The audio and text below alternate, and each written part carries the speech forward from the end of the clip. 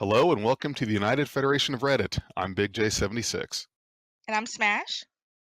This podcast is for discussion of news and events centered around Star Trek communities on Reddit. You can find links to these subreddits on the sidebar of r/United Federation. That's reddit.com/r/United Federation. Smash, what do we have on the agenda for today? Today we're going to be talking about reddit.com/r/Star Trek Adventures and ultimately the game itself. And we've got with us a couple of users and players of the game. One of them is Reddit user DoubleBlindStudy. We'll call him ELH, as we have. He's a moderator of Star Trek Adventures. We also have a returning guest, Thriven, who was with us on our Trek RP episode and got us introduced some to the Star Trek Adventures side of the role playing, and now that is our focus today. First, let's hear from you, ELH. Can you tell us a little bit about yourself, where you're from, what you do, and what is your role in Star Trek Adventures? Certainly. So this is going to sound a little bit like flexing, so my apologies, but this is kind of how I always introduce myself. So hi, I'm ELH, Double Blind Study, Mike, whatever you call me, I'll respond to it. I have been a dungeon master, a game master since, what is that? That would have been April 2013. So right after I came out of college, I started doing a lot of dungeon mastering. I started with Dungeons and Dragons 4th edition and have worked my way through 5th edition Dungeons and Dragons. I've done Shadowrun, 4th and 5th. I've done a little bit of Call of Cthulhu. I've done some, lesser known systems, some one-shot systems. But where this discussion really takes us is around September of 2017. I really started to be major into the Star Trek Adventures role-playing the role-playing scene. As of yesterday, actually farther back than that, my campaigns have been going steadily since 2017. I run a grand total of 4 different Star Trek Adventure streams. One is the Amalthea game, used to be the Ophion game. One is the Avenger game, used to be the Arcadia game. And then there's a Kagi, and then one which is currently in the works. So on top of all that, I'm also I'm the major mod of Star Trek Adventures, the subreddit. I've been in contact with Modifius, and needless to say, I'm super big into the Star Trek Adventures role-playing scene. Usually, if there's something going on, I know about it. So, again, sorry if that sounds like a flex, but that's me in a nutshell. The other question. So, if it matters, I am out of the East Coast of the U.S., more specifically Virginia. And yeah, I think that's everything, I think. And that's pretty good. That was a great intro there. I like the flex. Any flexing you need to do, you go right ahead and do that. Yeah, I'm really excited to have you on. It's really great to, get to meet you and hopefully get to learn more about Star Trek Adventures. I've always had an interest in, D&D in general, and what better way to talk about it with Star Trek? Indeed. Mhm. And it's one of those things where I guess we could start there. It's one of those things where, at least in my experience, most of the people who get into the tabletop role playing scene, they come in via Dungeons and Dragons, which makes sense because when somebody thinks of a tabletop role playing game, their immediate go to is Dungeons and Dragons. So not to knock on Dungeons and Dragons, but Star Trek Adventures requires a different sort of mindset than your stereotypical D&D party. I don't know how much you want me to go into detail about that because I can go on for hours about that. Well, I would like Okay. to know a little bit about that actually. What would be like your 3 key differences? Okay, so I think the major one that comes to mind immediately is the difference between how a party works in Dungeons and Dragons and the way it works in Star Trek Adventures. With D&D, your party is usually, a ragtag bunch of adventurers, maybe murder hobos, however you want to flavor it. They're disparate people that come together for a common goal, and how they interact with one another is really dependent on both the role player and the character. With Star Trek Adventures, there's a lot more structure to how the party comes together. It's for the most part, it's assumed that you are a Starfleet officer or a Starfleet enlisted. So you're already dealing with a command hierarchy. And for some people, that's hard. For some people, they really sort of go towards it, they sort of gravitate towards it. And part of that hierarchy process is everybody usually has a specified rank and a specified role. So, for example, somebody's playing the captain, and everybody has to refer to them as Captain So and So or Sir.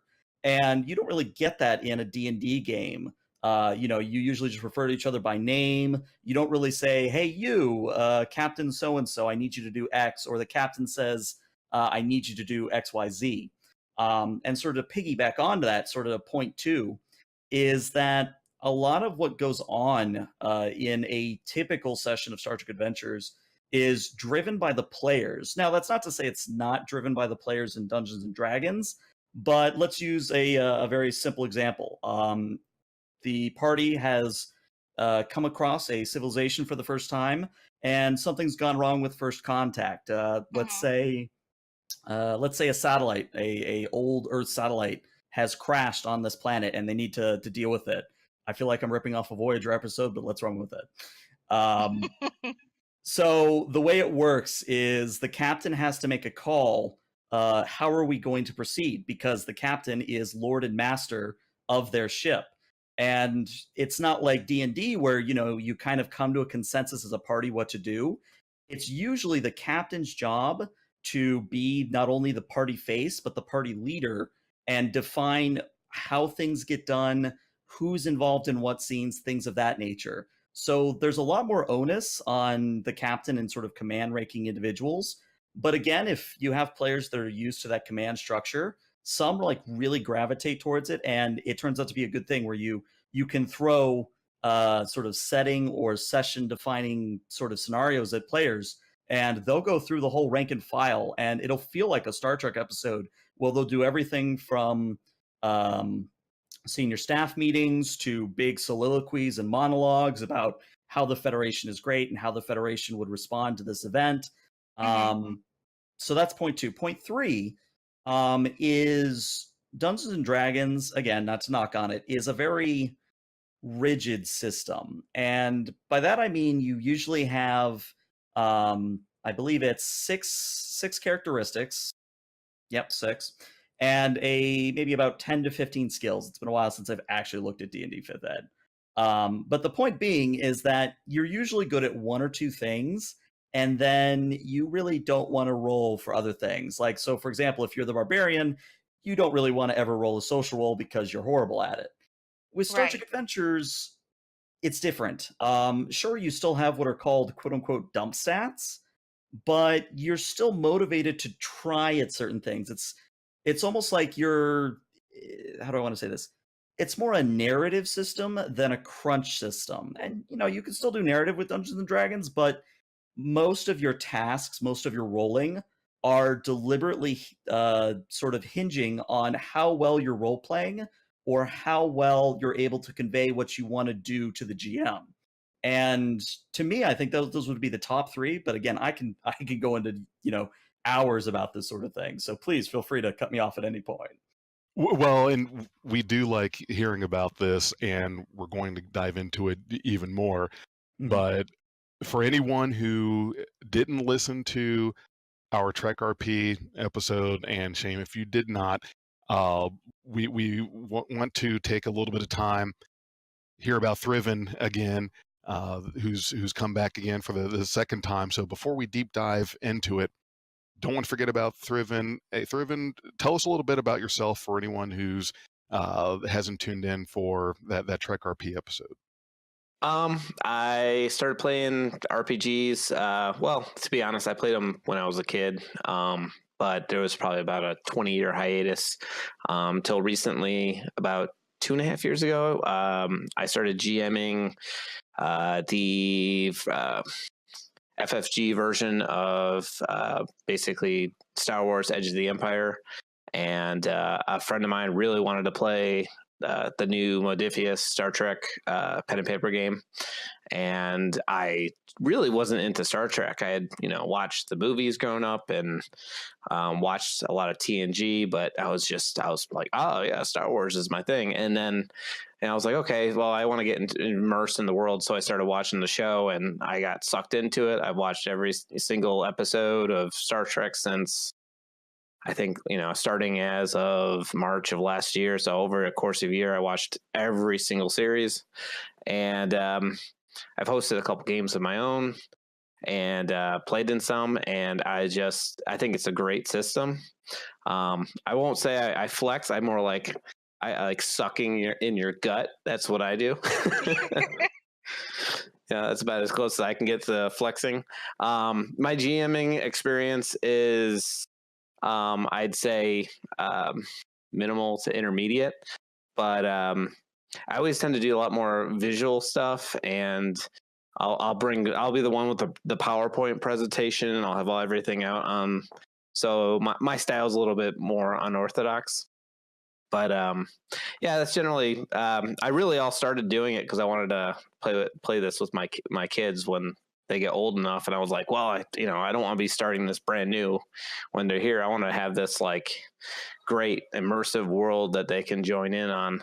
So, and there's an Amber Alert on my phone, so hopefully that's not my child. Of course, find your kids. Find your one thing that could come through on my phone when it's on silent. So, yeah, that's pretty much me in a nutshell. Me just sucking it all in. So. And Smash, tell us what you just found about Star Trek Adventures, the subreddit, and Thriven. So, Thriven, I know you say that you just suck it in, trying to, macho it up a little bit, but you actually have a top post on our Star Trek adventure. I'm pulling it up right here, and what's even better about it is it's a Star Trek GIF. So it says, so I'm pulling up the top post, and your post is, when you find your players aren't very original with their Star Trek Adventures character. And it's that Voyager episode where they had the where they had like those It was the artists. fake ones. Yeah, the scammers. So it's just so funny. I think it fits it perfectly. Oh yeah, you get those players and they're doing their character creation, and they're like, I'm like, how do you want to create your character? And like, I want his name to be, I want him to be Spock. I went, okay, well, we'll pick Vulcan, and you can be a science officer. And they're like, well, I want the name Spock, and you're like, okay, you can't go with Spock. And the first thing is like Slock, Schrock. Sounds like something I would do. It's just funny. It's a good post. Oh, thank you. Now, do you guys find that is kind of the first thing that a new user is going to do? They're going to come in and want to be an already existing, established, well-known character, and when you tell them, well, you can't be Captain Kirk, and then they say, okay, well, how about Kirk with a U instead of an I? That's going to be me. Well, there's I should probably go into a little bit about how my games work, and this again is going to sound like a flex, which I apologize for. The way I handle my games is because as a GM, I have found that because I primarily do online GMing, that there is sort of an attrition rate with online GMing where you're always going to have flakes, you're always going to have people that maybe don't mesh well with the game. So what I've done ever since 2013 is I basically, for all my players, I have them go through a very simple application process, basically outlining, what's your name, how do I get in contact with you, what is your experience with the system, and then I go into questions, and they're mostly optional, but they're questions like, what kind of character do you want to play, what is a backstory, a very brief backstory of your character. And I can only really think of a few examples where I've gotten applications where people have been like, I want to play Kirk, or I want to play Janeway. And I know I would say that for someone in a more standard setting, like if you go to your local gamer store, or like me, you go to Gen Con and you want to play, an actual game there, it's definitely different. But what I'll say to that is, you definitely want to capitalize on the fact that they know certain characters because that's usually what they're going to base it on, no matter what you tell them they can name themselves. So even if you say, okay, you can't be Kirk or you can't be Kirk with a U, um, they're still going to base their character on Kirk himself. So you basically want to steer them into, all right, what makes your character different from Kirk? What makes your character respond different ways than Kirk, kind of a thing. Yeah, one of the big things with not picking a canon character is because I've actually played in a Star Trek Adventures game by post, which was they were like, here, you're playing Odo. And I think I was like in season 4 of DS9 at the time. And I'm like, I don't think I should play with you guys because I haven't even finished DS9. And they're like, no, it's fine. And so I'm trying to go through this dialogue and they're like, Odo wouldn't say that. And I'm like, I'm sorry. Don't, when you start picking your character and aligning them so closely to a canon character, you have people start telling you like, listen, Spock wouldn't do that. If you're going to try to be like Spock, he wouldn't do that. If you make something original, it just gives you so much freedom to kind of, do whatever you need to do, push someone out a window, it's just, it gives you that freedom with the character. So. And I think that's probably one of the things that we're going to find is when you're doing this, you're going to be with different levels of, I guess, of people in the role playing in regards to casual or more serious, and they may tell you things like that, like Odo wouldn't say that. Well, I'm in season 4 of DS9. How would I know that? And so do you find that more often than not, you find gamers, these role playing gamers that are more serious than casual about this thing? Let's see. I would definitely qualify the games I run as definitely more on the serious side. But sort of almost a segue or a tangent here. Something that I've noticed causes exactly the same symptom of, hey, I don't think this character would work this way. A lot of that comes from GMs, and this is going to sound horrible, but a lot of it comes from GMs who basically want to name drop a character and have them say something because it has quote unquote more weight than some random admiral saying it. Um, I think a good example actually is, let's say, John Delancey's Q. If Q shows up in your game, it's supposed to be for a very good reason because Q showing up is usually a sign that something big is going on, or maybe Q's just having giggles. But the point being is that it's very hard to capture a canon character's likeness. And I mean, I'm not saying it's impossible, but it's one of those things where you sort of have to temper expectations both as the game master and the player. So, for example, I can do a good Garrick, or at least I've been told I can do a good Garrick, but I would never touch a Janeway or I would never touch a Kirk because I can't personally do it, and that's okay. But it sort of, I think a lot of it starts when you get to the, hey, a character wouldn't do that. Again, a lot of that comes back to the tempering expectations, and that is something that you need to do across any role-playing game. And it's good to have both a conversation when you start off, hey, what can I expect from this game? What can I expect of you? That sort of thing. But it's also good to do that regularly so that everybody is still on the same page. And I know that's a tangent, but I did want to throw that in there. So going back to what ELH was saying, when you were going with the idea, or at least the narrative of landing on a planet, saying going after a particular space shuttle that, say a U.S. space shuttle or Federation space shuttle that had landed on a planet. I wanted to pick up where you left off because you were talking about going through the chains of command, and the I've always noticed that when I put my biggest Trekkie in the captain's chair, it makes everything kind of move really easily, as opposed to I have a lot of my big Trekkies always want to play like these side characters. And I'm like, if you know the most about the Trek universe, usually I put you in the captain's chair, and that helps facilitate usually orders and all that. I think you were going in that direction earlier. Yeah, that was again, I go off on tangents all the time, so please feel free to redirect me. But no, I mean it's a good point to bring up because a captain. It- let's go back to Dungeons and Dragons for example. So D&D, you have a party face, you have someone that kind of leads the group. The captain in Star Trek Adventures is, I would say, a hyper focused version of that, where if you have a good captain, they can literally carry a quote unquote episode from start to finish. And you, as the GM, you maybe say a few things, but for the most part, the captain will lead the role play of the other players, where they go with it, and it's a good feeling as a game master to have your players more or less role play amongst themselves with minimal input. Whereas if you have someone who's not confident as a captain, it gets a little bit messy where you're kind of trying to pull teeth, as it were, to get the players to go certain places.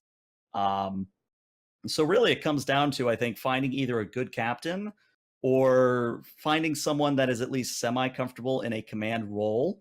Because in my experience, you can of course NPC those roles, but it has less weight, if that makes any sense. So if you're the game master and you're the captain, it doesn't have as much weight as a player captain would, if that makes any sense. It makes sense to me, and I've never played. Good.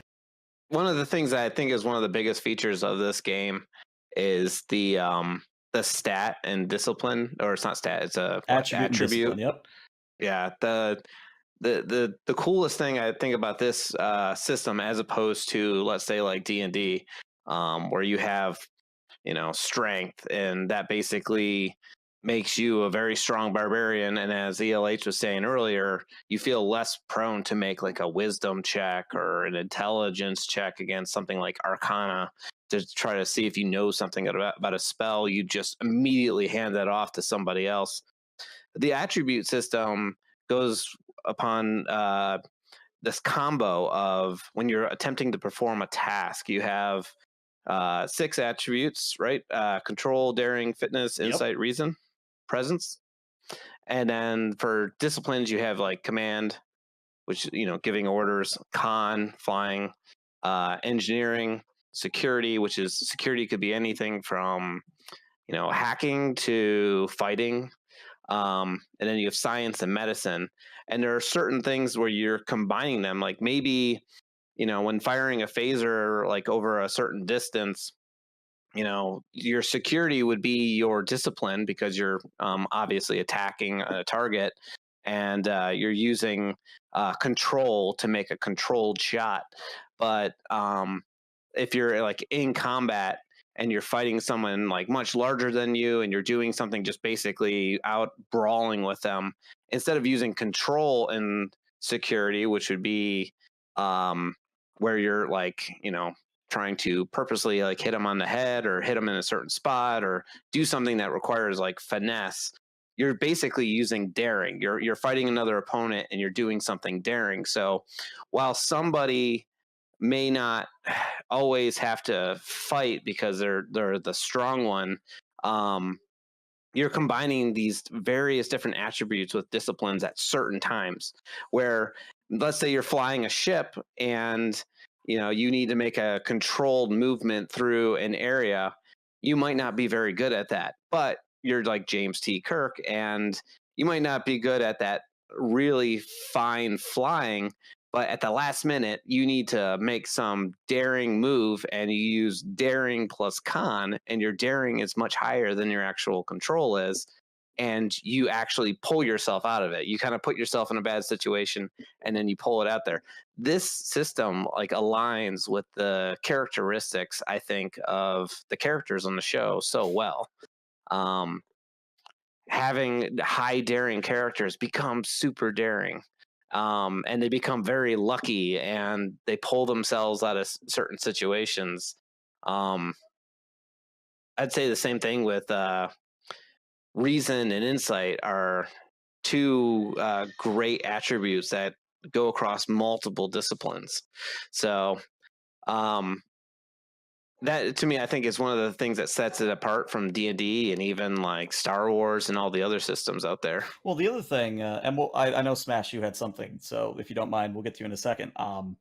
So the one thing about Star Trek Adventures, which I don't know if you've covered before, and if you have, apologies.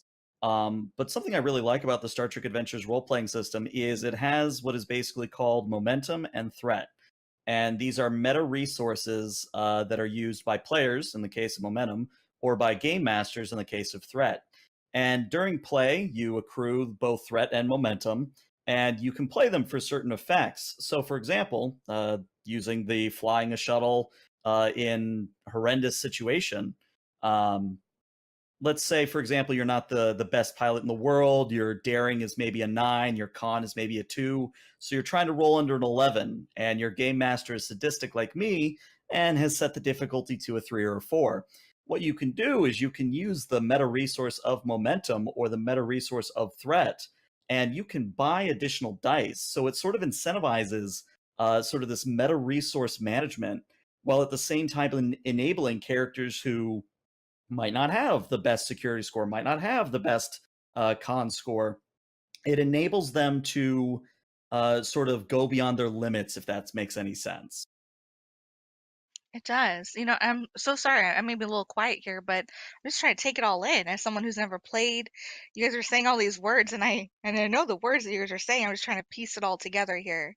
So it sounds like what kind of sets it apart from D&D is that there's just a lot more stuff that you can do with it to make it more of a story as opposed to um you have your stats and then you're pretty much set with that, or depending on your DM, versus it sounds a little bit more flexible, would Yeah, you say? I would definitely say that. Sort of as a housekeeping thing. So, 6 attributes, 6 disciplines, that's 36 different combinations. And sure, you barely ever roll a fitness plus medicine, but oh boy, when you do. But yeah, there's a lot more emphasis on narrative than there is in Dungeons and Dragons. Where, for example, so let me back up a little bit.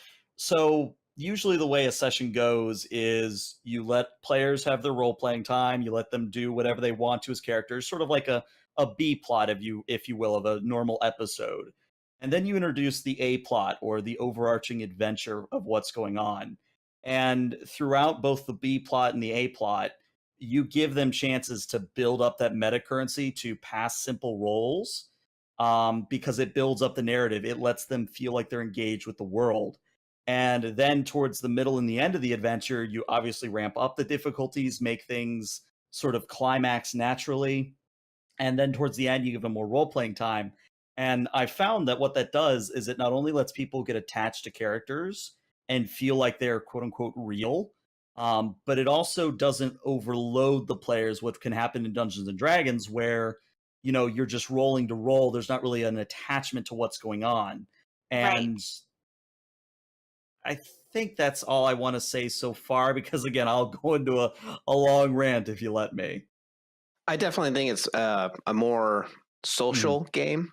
And a couple other RPGs are like that as well. There's many Dungeons and Dragons players. They sit down at the table and they say, "All right, set me up some baddies, and I just want to club some heads." That's what they do, and that's how they spend their Friday, Saturday nights. And they love the loot tables. Being that Star Trek Adventures really has no loot, you'd say. I mean, there are artifacts and stuff that a GM could give their players, but you're in the Federation. You can pretty much materialize anything you want at any time. You can equip your character pretty much with anything that your away mission leader or captain will allow you to put on your Hmm. person. Um, Everything has basically, if you're wearing like weapons and stuff, it has like an escalation factor, which the GM can use, with you. It's like, oh, you're going to a peaceful, a peace treaty, and you're all wearing, type 3 phasers. It's like, obviously this is going to work negatively against you. So you kind of have to make sure you leave the ship with whatever you absolutely need without, making that seem like a threat. Um, So there's no like loot tables. So generally the players are more interested in the social aspect of the game, the diplomacy part of it, trying to figure out, the murder mystery that may have happened on a ship. So that to me definitely plays into my strengths, and I play with my wife occasionally, and she loves the social side of the game. Anytime I put anything in front of her, she's just like, I don't really want to kill it. Don't make me have to do that, like and I kind of agree. When I sit down at the table and I have to do like damage against somebody, it's a slog to me personally. So I think Star Trek Adventures really plays into that type of gameplay really well. And what I'll say on that actually is a good point, is that combat in Star Trek Adventures is drastically different than you would find in, say, Dungeons and Dragons. For example, one of the major features that I like about the system is whether or not you're doing quote unquote ground combat or if you're doing starship combat, the magic number is to do 5 or more damage in a single attack. And if you do, you either take someone completely out of the fight, not dead, just injured.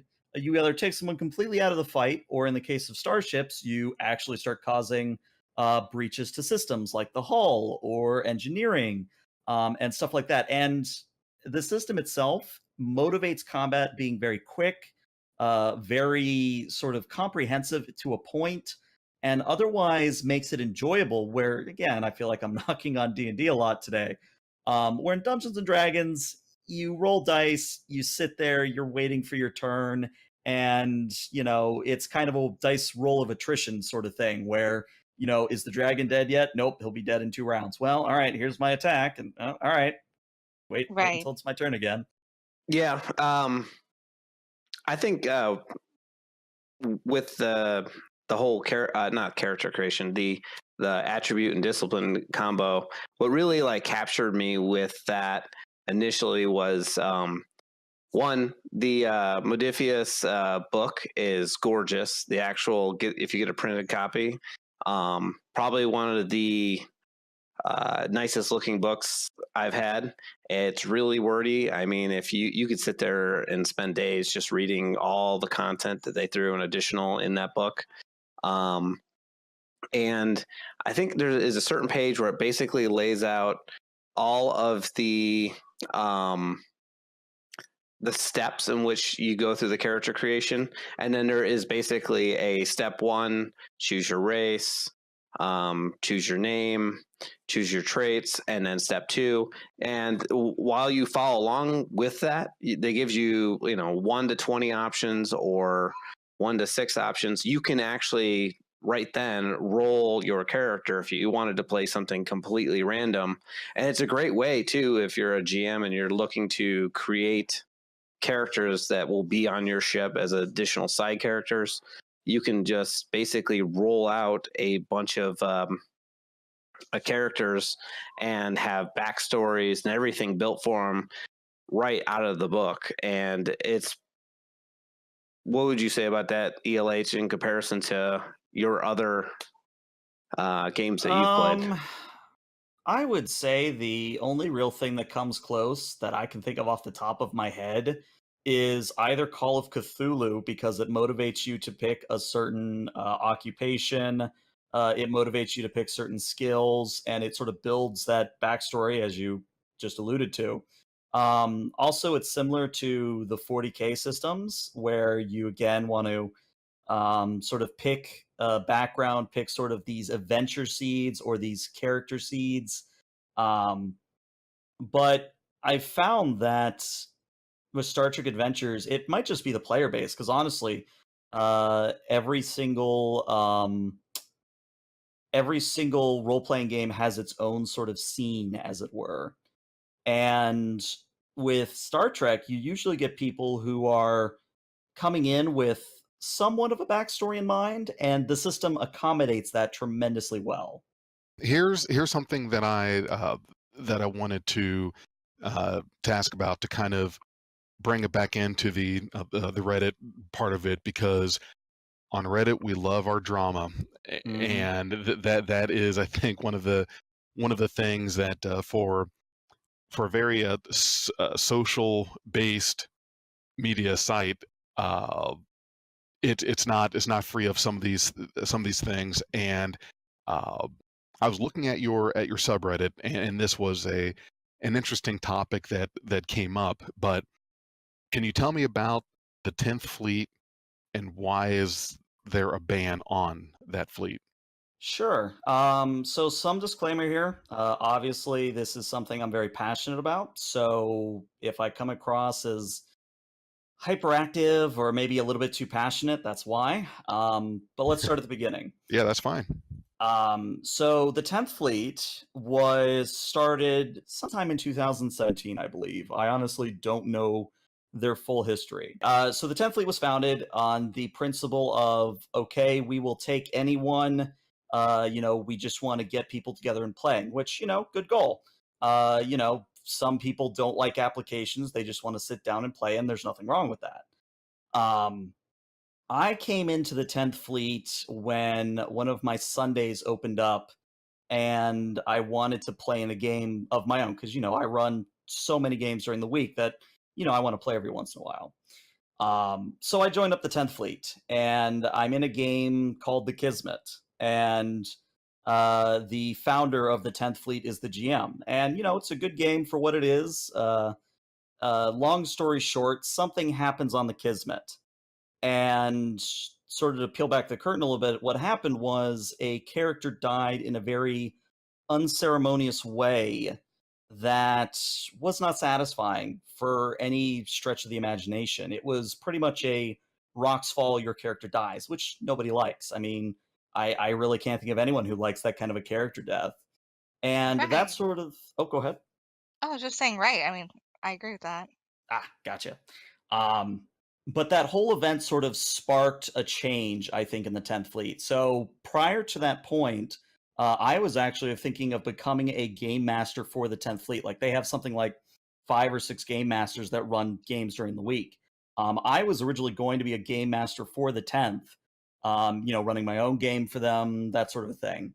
But that event exposed a lot of ugliness in the 10th Fleet, a lot of clickiness, a lot of, shall we say, petty childrening, where it got to the point where I literally had to pull leaders of the community, game masters, and sit down with them for hours on end to make them talk like adults to one another. Needless to say, I decided to distance myself from the community and I pretty much dropped everything but one game on a Sunday. Now, I did my best to stay out of the drama that, the 10th Fleet had going on because, I'm very drama adverse. I don't like being involved in drama. But where this all sort of came to a head was that I was in a Friday game with a phenomenal game master, GM Josh. And what I had found out was that one of the players was deliberately leaving sessions early to go play in a game for the 10th Fleet. And to me, that felt like a tremendous backhand, not only to the GM Josh, but to all of us as players. Because to me, when you sign up for a game, you sign up to commit and be there the entire time. You don't you don't deliberately go out and pick a new game that's going to cut your other games short. I mean, it feels like a major sign of disrespect. So I obviously brought that to people's attention. I'm like, look, this isn't cool. Why is he doing this sort of a thing? And that exposed even more of how cliquey the 10th Fleet is and how really inset in the ways they are in dealing with people. So backing up a little bit, before the Friday thing with this problem player, I had to completely ban a person from my community.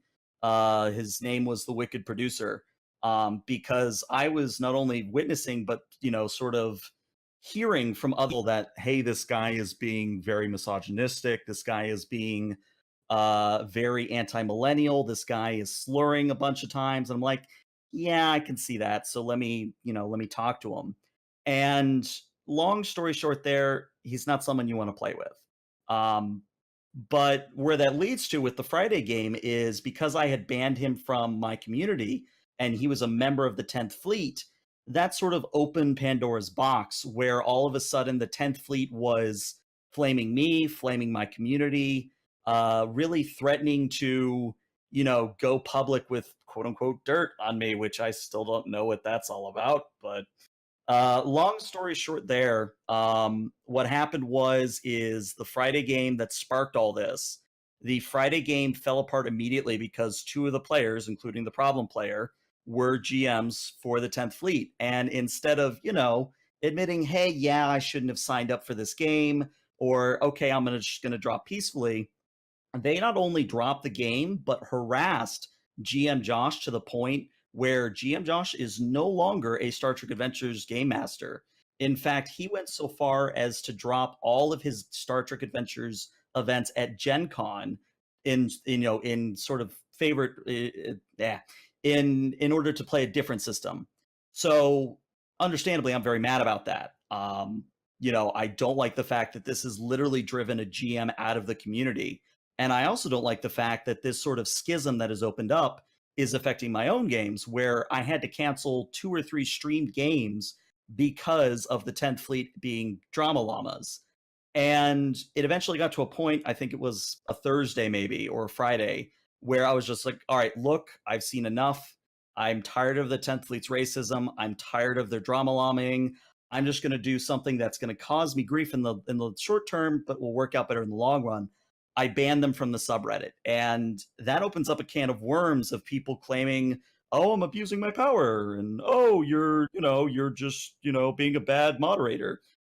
When, I have been exposed to the 10th Fleet's nonsense for the better part of 2 or 3 months, and nothing I saw was good. Like, nothing I saw was in sort of following with the tenets of the Federation or, Star Trek in general. It was very much a, what is my excuse to rag on this certain group kind of a thing. And I probably have, talked your ear off here, but again, long story short, I talked with Modifius about it. To my knowledge, Modifius agreed with the ban. And short of someone, taking my moderator position away from me on the subreddit, the 10th Fleet will remain banned until possibly the end of time. I really like how you guys just put your foot down and stuck up for That's just what you got not to do. putting up. Mhm. It's great. I think it's fantastic. And we're saying, no, we don't want to have any of these like horrible, like homophobic, racist kind of attributes inside of our games. I think that's really nice. I'm sorry And that why you had to deal is with it. that? That's why we can't have that's why we can't have nice things. Exactly. Now, so I guess I don't want to necessarily open a can of worms here, but Mhm. do you find that just with being on a site like this, and both yourself and Thriven can fill us in on that?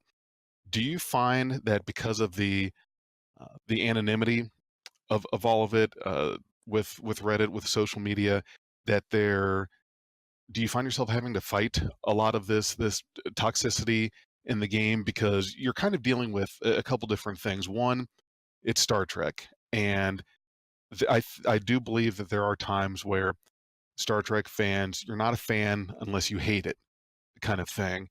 Mhm. And that in of itself, I just see from different subreddits that I've visited, uh, there's certainly good discussion. There are people that are not what's the word I'm looking for? Not being toxic, but it certainly brings out some of the worst in some of the people. And I think that being anonymous, being behind that computer, behind that keyboard, allows you to do and say things that you probably would not do or say if you were talking to someone in person. Yeah, I would definitely agree with that. And it again sort of speaks to why I do applications in the first place, is because, you know, people don't have that in real life accountability for online communities or online gaming, where they can literally drop in and out of a game or in and out of conversation at will. And that sort of, it cultivates a certain environment. Now luckily we haven't had too much of that on the 10th fleet, or not on the 10th fleet, on the subreddit. For the most part, it's a very easy subreddit to manage. I maybe have to delete a post or spam something maybe twice a month. It's very simple. Um, a lot of the drama, quote unquote, comes from Discord channels that are set up, and we don't actually link to any Discord channels on the subreddit. We say that there's obviously some out there, but we don't specifically link to any. And I would say most of the drama that you're referencing comes from those Discord channels rather than the subreddit itself. I was wondering where this communication was happening, that you were speaking about earlier, like on the 10th Fleet or character developments. You feel like a lot of that happens on Discord? Yeah, I would say, and this is more a critique on society in general. So apologies if I go a little bit sophilistic here, but um, a lot of the quote unquote movement and a lot of the shakers and bakers, I think is the phrase. A lot of that happens on Discord these days, especially for role playing communities. And obviously you can't be in every Discord conversation at the same time because yeah, there's text, but there's also voice, and there's so many channels. I mean, I'm in 50 channels of Discord. I can't keep track of it all.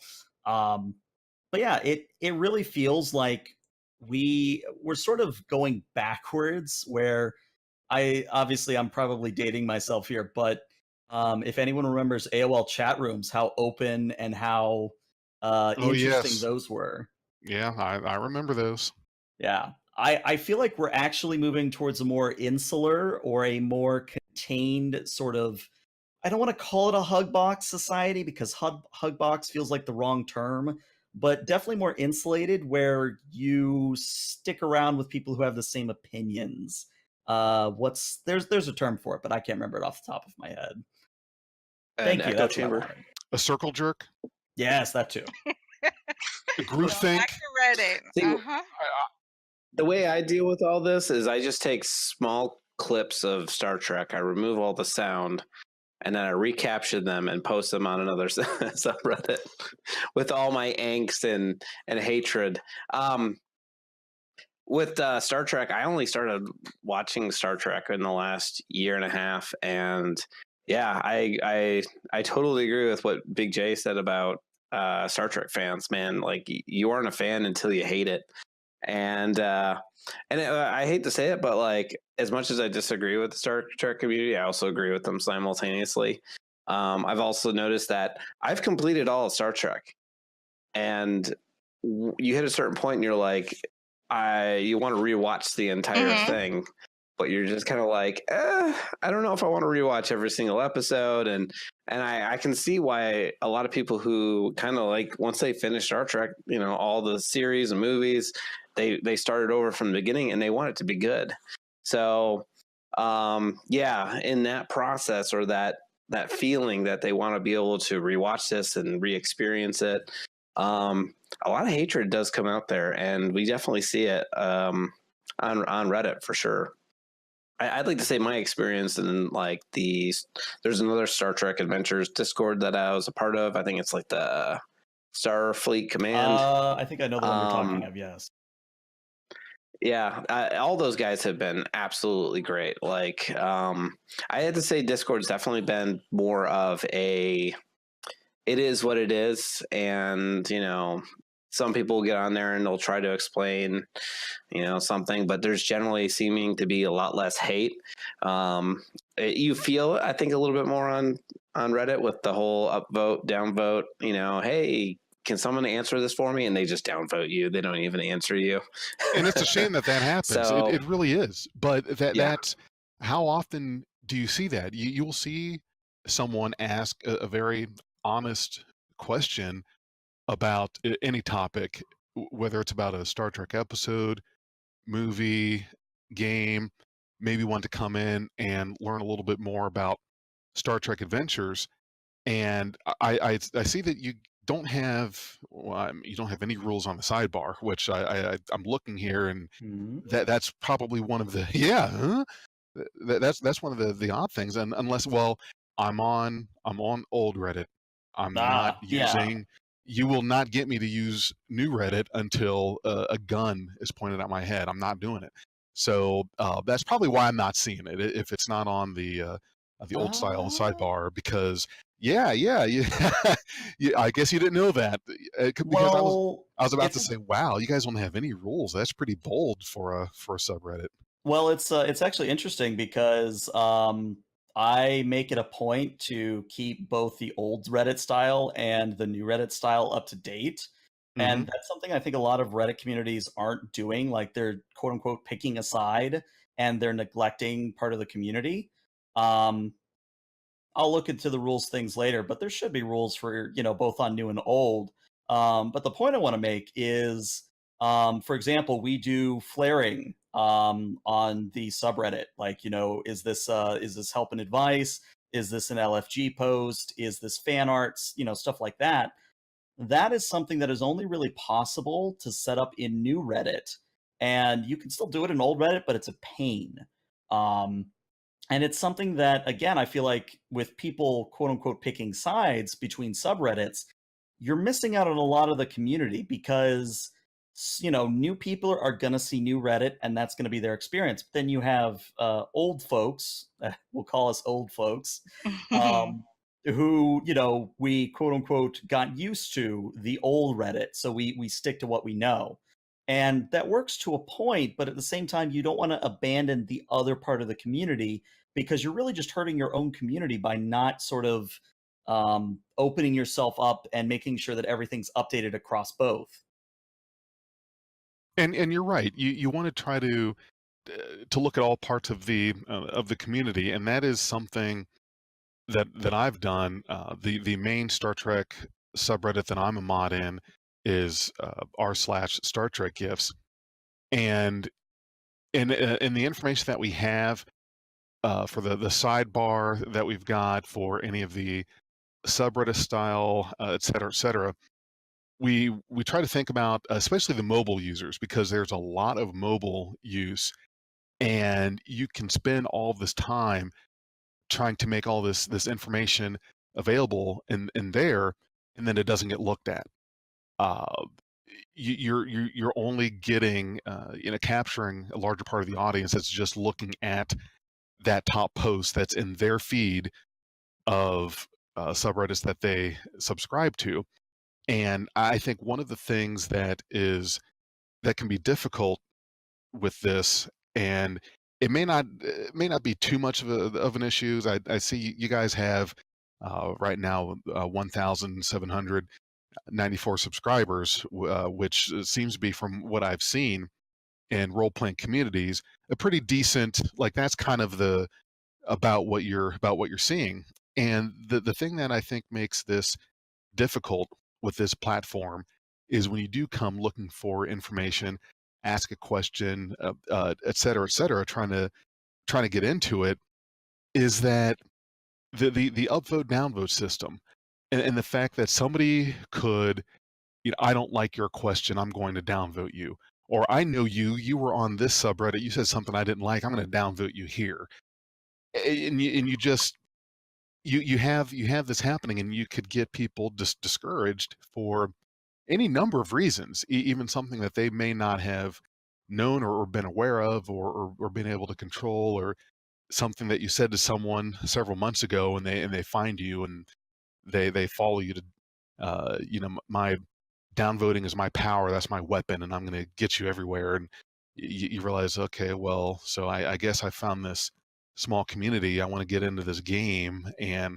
nobody likes my question, I guess I'll move along, which is not a unique issue that your subreddit would be fighting. That's something that happens. But do you find that you're kind of free of that with being a smaller community, or does it happen just as much as anywhere else? I would definitely say that as a smaller community, we don't run into the problems that bigger subreddits have. Again, aside from a few random bad elements out, not including 10th Fleet people, we really don't have that sort of problem. Like most people are open, most people are willing to answer questions. They don't really call names. They're, don't be an asshole kind of a thing. Trying to think, In fact, let me just go ahead and pull up the mod log. Yeah, most of the mod log is either me adding flares to people who didn't add flares, or it's automod basically canning any 10th fleet stuff. Yeah, Mm. like I think we've maybe had to remove 2 posts in the last 3 months, manually. So yeah, sort of to go back to your question, I feel like small as we are, we're sort of insulated from that. Um, but it also is something where we're also not getting as much screen time, I guess would be the way to put it. Where our community is sustained by certain social media sites, and we only get so much exposure, if that makes any sense. Yes, you're right. That makes perfect sense because I have I have been a part of in communities, both as a user and as a moderator. Well, you see it more as a moderator, but well, no, that's probably not an accurate statement.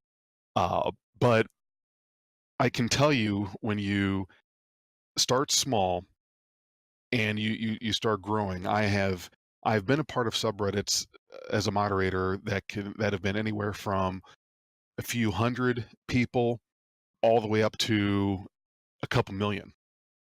And let me just tell you that there is kind of this bell curve, this upward trend of as you grow, you start bringing in and attracting some very good people, but then you also start uh, you're out there more, so you start kind of you can be more noticeable to some of the passerbyers that you would probably prefer not to have around. And I think one of the things that's kind of funny that leads into that is looking at your another one of your posts. This one was submitted a couple months ago by user Pierced Monk, and the title of that is "How to Deal with Players Complaining the Encounters Are Too Easy." And again, I'm happy that this is another GIF from Star Trek because I am kind of partial to Star Trek GIFs for obvious reasons. But I'm very happy that your top two posts in your subreddit are GIFs. But do you get is that kind of a thing that players in the difficulty of the encounters, uh, too easy, too difficult, not get a lot of input on that? So this is going to dive a little bit more back into the mechanics. And for those who don't know, Pierce Monk was actually in the Arcadia game I ran for a little bit. So if he's listening, thanks again. We enjoyed Rochelle. Um, but there's sort of a golden area with every encounter in Star Trek Adventures.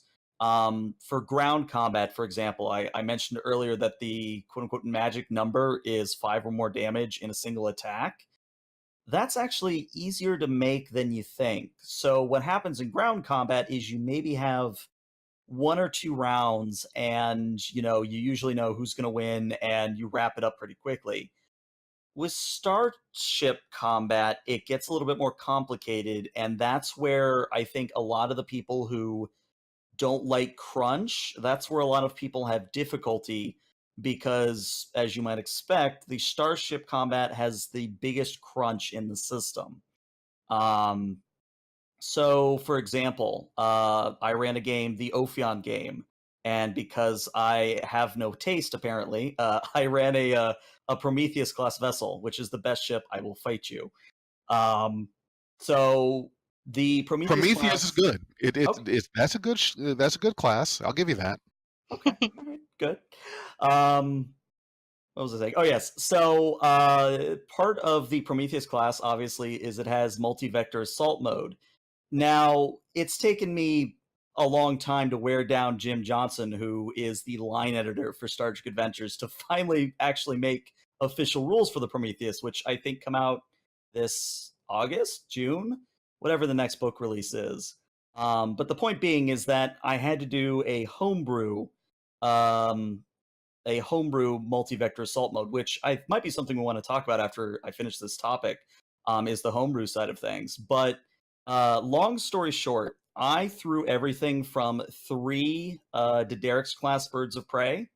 I've thrown a literal Tholian dreadnought at the Ophion group, and every single time with that damn MVAM, they came through and in tremendous fashion. Not to belittle their accomplishments, like they rolled tremendously well. Um, but you have to keep in mind that, like with anything that involves dice, it can go one way or the other very quickly, and it's really on the GM to keep things balanced, quote unquote, using their meta resource. So there's an art to it, and it takes some time to do it. Now, I think something that I have not brought up just yet, and this is more directed at Thriven, is in regards to the actual gameplay and getting set up, because I'm looking at the sidebar of Star Trek Adventures, and there are a lot of resources there, which is great to have. And I think you made mention about possibly the Modifius, some of those folks coming on as moderators, just to kind of make that a tighter community for the information sharing. But so before this podcast, before the recording, is maybe about a week ago, Thriven sent me it was a document, a PDF, which is like the manual of Star Trek Adventures. And just to let you know, I got through, I think, a decent portion in that 370 some page document that you gave me for homework. It was very nice. It was really nice. It's overwhelming because of course it's such a large document and has a lot of information on there. But it does help you to kind of get through, like the basics understandings of it, I think. So I really appreciate you sending that too. Yeah, if you go to the Modifius website, you can actually get a very condensed version of that. You just have to log into their site, and they'll basically send you an email link with a condensed version of the rule book. What I really liked about it is it seems, fairly, I mean, it's quite extensive how much is in there from the Star Trek universe. And even looking at our slash Star Trek Adventures, there was a science division that just came up too. You guys had like your top post right now Yep, the pin submitted post. submitted by you. Mhm. ELH is about the science division is now available too. Are you able to kind of what has how has it expanded over the years, and what's been your favorite kind of expansion? Gotcha. So I would say that obviously we have our core book, which came out, I think, somewhere early summer 2017. I honestly don't remember the date. Anyway, so we have the core rule book, and then we have the beta quadrant. Then we have the science division, the engineering supplement, and the command supplement. And this is, regular stuff from Modifius. That is, as I said, I think there's another book coming out in June or July, might even be August. Hmm. But so far, we've gotten everything from rules with playable Klingons to a long list of, quote unquote, non-standard Romulan ships, to Gorn, to how do you handle certain roles. For example, like we couldn't even be an intelligence officer until the command book dropped. And really what the supplements do is they're written from a perspective where they don't assume you have any Trek knowledge, and they're very good about bringing you up to speed. And that's something I really like with what Modifius is doing, is they don't assume that you know anything. And that's actually a good way to bring in new people, because they can pick up any book that they like and just start reading. Absolutely, I think that's fantastic. Um, Science division sounds really interesting. Do you know what the expansion or extension that they're doing that they're releasing soon? Yes, if I have it correct in my mind, I believe Alpha Quadrant book. We don't know what specifically is in it, because Jim Johnson will never tell me because I bother him far too much. Um, But we're hoping it's got rules for Caitians, because Caitians have been missing this entire time. We're hoping it has a lot of the homebrew races that people have made are going to be in there. But we're also hoping for new space frames like the Prometheus class or some of the lesser known ships that we've seen. But again, it's hard to tell what'll be in the book. So it's a nice surprise. I like Mhm. that. All right, so is everyone's favorite ship the Prometheus? Is that what I'm gathering from this? I can't tell you my favorite. Is that bad? I just Yes. Yes, you're not a Trek fan. This is probably like the second or third podcast in a row that Smash has basically told me I'm not a Trek fan. I don't like this stuff. I don't know what the ships are. you know You're it's killing fun. me here. I know. I'm kidding. Smash knows a lot about Star Trek, and if you don't have a favorite, that's fine. It's tough also because and my son asked me this the other day, and I've got him into Star Trek. He's a huge fan. He's been watching the series, uh, TNG, Deep Space Nine. I think some Voyager. I know he's finished TNG.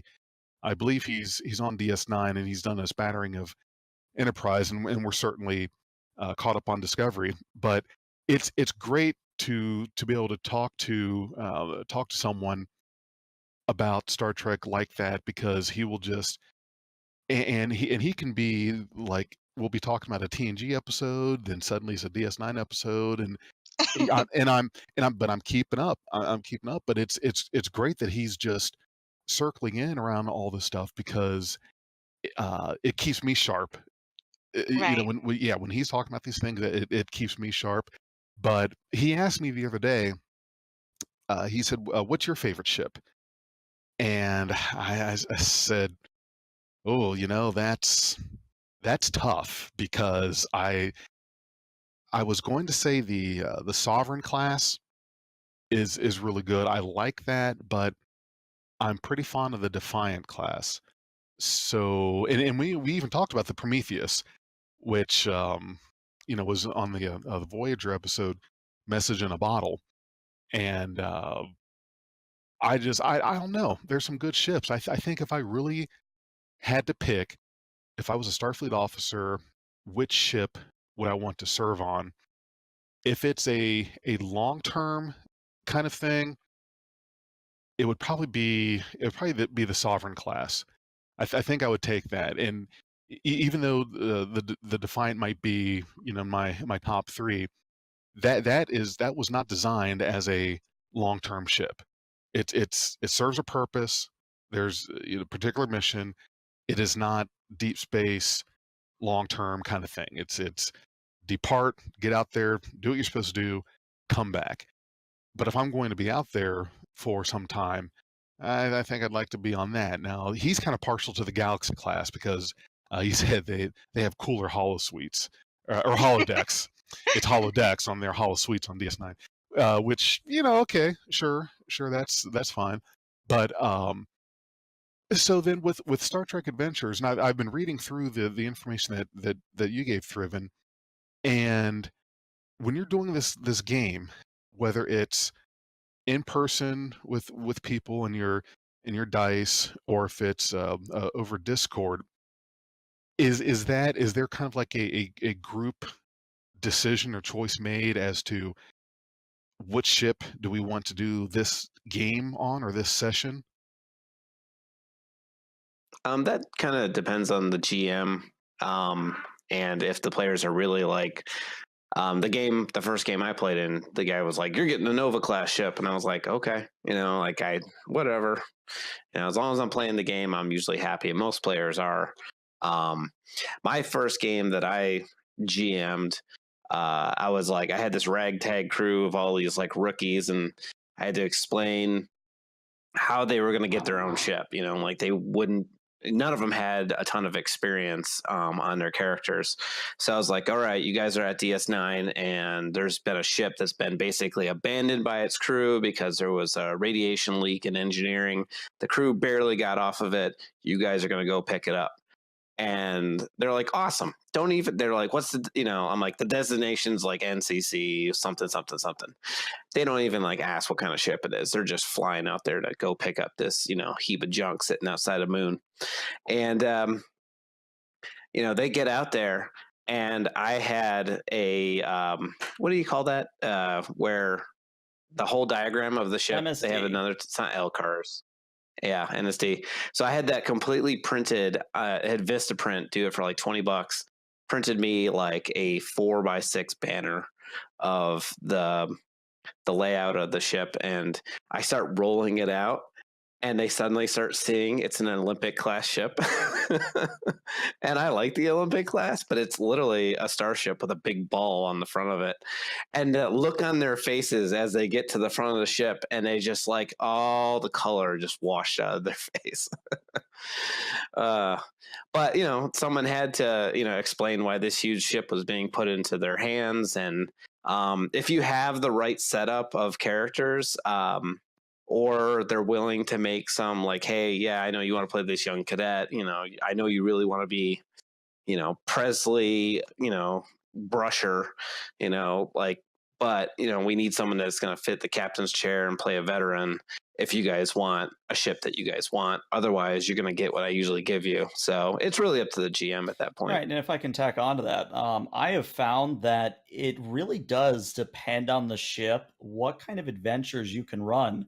For example, if you have a big old Sovereign class, you usually can handle most anything. But if you're in a little Nova, you try to stay away from combat encounters because, as much as I love the Nova, it's a scale 3, and scale 3s are very, very easy to blow up.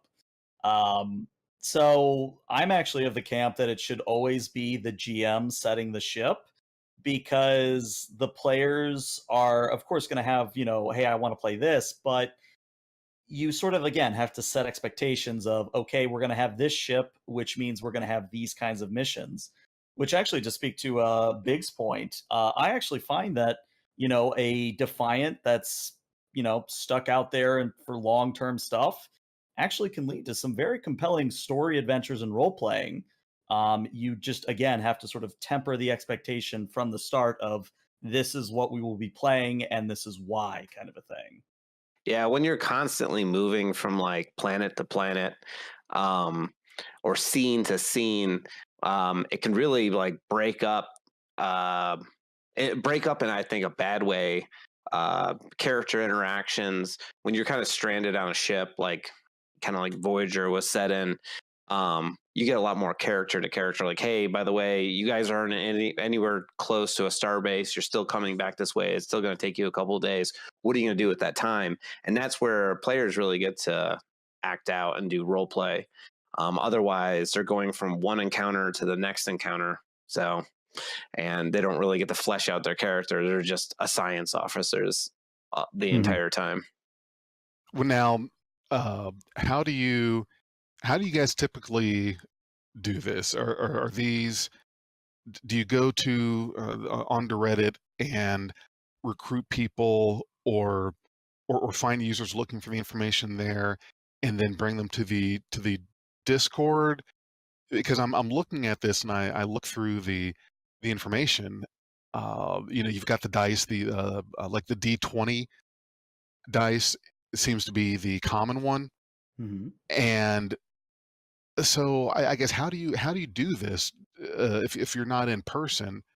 How does the game master run a game when you're not actually all at the table together? Right, and I'll try to be brief on this because I know we're running up against a clock here. So there is a virtual tabletop solution called Roll20, and Roll20 handles a lot of different role-playing games, not just D&D, not just Star Trek Adventures. In fact, it's got support for even indie titles, quote unquote. But Roll20 basically facilitates maps, it facilitates character sheets, it facilitates a lot of things that in real life actually makes running on Roll20 easier. So things like effects on tokens, effects on certain characters, rolling big dice pools. So I use Roll20. Now you can also use the actual tabletop simulator. I know people who do that. And then there's even Discord bots. If you go looking, there's Discord bots that can handle all the rolling for you. But when it comes to recruiting people, usually what I do is I post something on our Star Trek Adventures. I post something on our LFG. I start up the Roll20 game and enable the LFG on that site. I tweet about it, and then I put it in whatever Discord servers it's relevant to. So it's one of the things where you want to spread a wide net, but you don't want to cast it too wide because then you're overloaded with applicants, kind of a thing. I'm sure there is such a thing as too many people when it comes to these games. To put it in perspective, one of the last I did, the last major application had 47 applicants. So wow. Oh my. That is quite the. I mean, it's good to have people to choose from, and it's nice to know that there's so many people interested. That's a lot of it red is. shirts. And really, A lot of red shirts. Yeah, you're going to die today. Well, really what kind of my goal of coming on today is I want to get people more interested in the system, because the more people that, touch the system, the more chance we'll have game masters, get their feet wet. And that sort of is a cycle where the more game mastering, the more players leads to new players, et cetera, et cetera. Right. And that's a good place to start. So for any of you that are wanting to look into Star Trek Adventures and to learn more about it from some of the things that you heard us say in this talk about in this podcast, again, it's r/Star Trek Adventures on reddit.com, and they have a lot of good information on the sidebar, whether you're on the old version or the new version of Reddit. And if you're wanting to get in there, just ask the questions. You've got a moderation team that will help you. You've got the Discord, Starfleet Command Discord. There are a lot of resources out there to get you started, and you've got good resources like the two guys that we had here today, Thriven and DoubleBlindStudy. Also, in here today, we've been calling you ELH, which I'm glad you guys came on here to tell us some more about Star Trek Adventures, and I'm hoping that this will help get some more folks your way that want to look into the role playing. So thank you guys for coming on today. Oh, well, thank you for having us. We hope that you subscribe to our Reddit Star Trek community and enjoy this podcast so that you can see all of the unique content we have to offer. As Q would say, see you out there.